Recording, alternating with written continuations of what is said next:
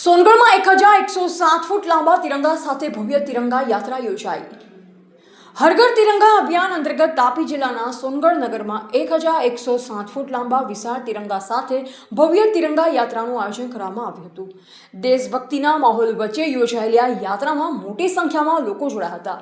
તિરંગા યાત્રા સાર્વજનિક સ્કૂલના ગ્રાઉન્ડથી પ્રસ્થાન કરી સોનગઢ નગરના મુખ્ય માર્ગો પરથી પસાર થઈ દેવજીપુરા વોટર વર્ક ખાતે આવેલ ગ્રાઉન્ડ પર પૂર્ણ થઈ હતી।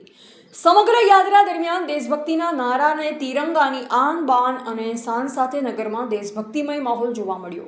આ કાર્યક્રમમાં તાપી જિલ્લા ભારતીય જનતા પાર્ટીના પ્રમુખ સુરજભાઈ વસાવા, મહામંત્રી નિખિલભાઈ શેઠ, સોનગઢ નગર સંગઠન પ્રમુખ અમિતભાઈ અગ્રવાલ, મહામંત્રી વિમલ દેસાઈ, ડોક્ટર રૂપસિંહ રાજપૂત સહિત નગરપાલિકા પ્રમુખ સારિકાબેન પાટીલ, ઉપપ્રમુખ પ્રકાશભાઈ ગામિત, કોર્પોરેટરશ્રીઓ, અધિકારીશ્રીઓ, કર્મચારીઓ, ભારતીય જનતા પાર્ટીના હોદ્દેદારો અને કાર્યકર્તાઓ ઉપસ્થિત રહ્યા।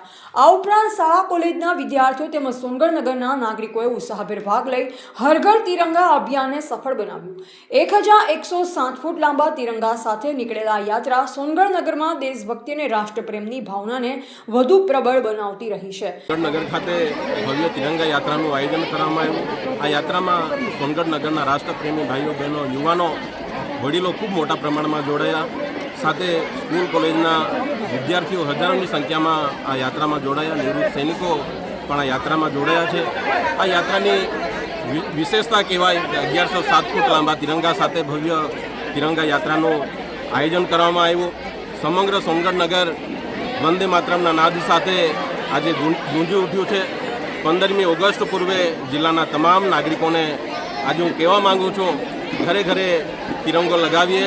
આપણા દેશના લોકપ્રિય વડાપ્રધાન નરેન્દ્રભાઈ મોદી સાહેબે જે આહવાન કર્યું છે, હર ઘર તિરંગો, મેં પણ મારા ઘરે તિરંગો લહેરાવ્યો છે। હું જિલ્લાના તમામ નાગરિક ભાઈઓ બહેનો, નવયુવાનોને વિનંતી કરું છું, અપીલ કરું છું કે 15મી ઓગસ્ટ પહેલાં આપણે પોતાના ઘરે, આપણા ઘરે જે નાના બાળકો છે એમના હાથે આપણા ઘરે તિરંગો લહેરાવીએ અને 15મી તારીખે સાંજે 6 વાગે આ તિરંગાને માન સન્માનપૂર્વક પણ ઉતારવાની જવાબદારી આપણી જ છે। ત્યારે 15મી ઓગસ્ટ પૂર્વે જિલ્લાના તમામ નાગરિકોને આ સ્વતંત્રતા પર્વની ખૂબ ખૂબ શુભકામનાઓ પાઠવું છું।